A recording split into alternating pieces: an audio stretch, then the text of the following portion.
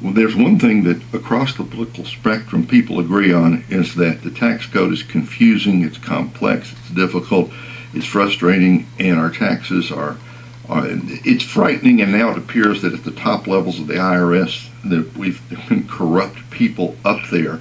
So tell us a little bit about, you've got an unusual plan. Tell us about your plan to reform the federal tax code.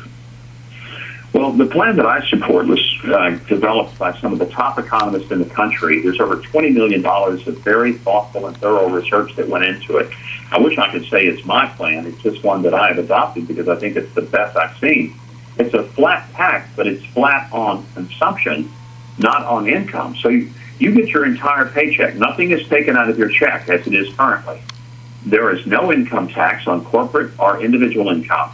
There's no tax on interest on savings, no tax on capital gains or dividends, no tax on inheritance. You pay tax at the point of consumption. If you go buy something, you pay the tax.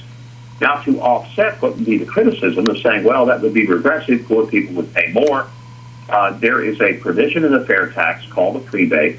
The simple explanation, it untaxes a person from their basic necessities. And by the way, that applies whether you're rich or poor.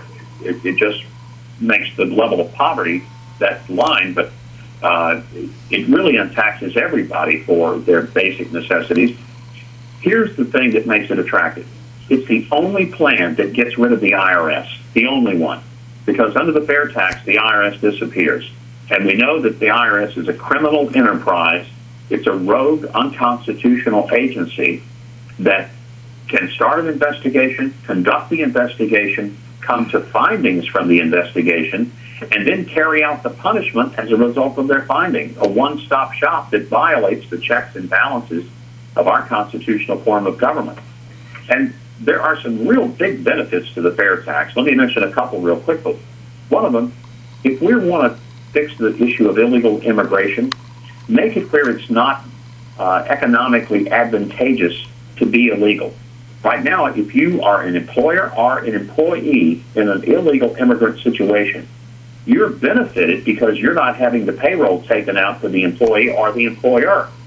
Under the fair tax, everybody else is getting their whole check, but everybody is paying when they go buy something, including the illegals. The difference is citizens get the prebate, illegals do not, which means that it is now economically disadvantaged to be an illegal alien rather than to be benefited by it.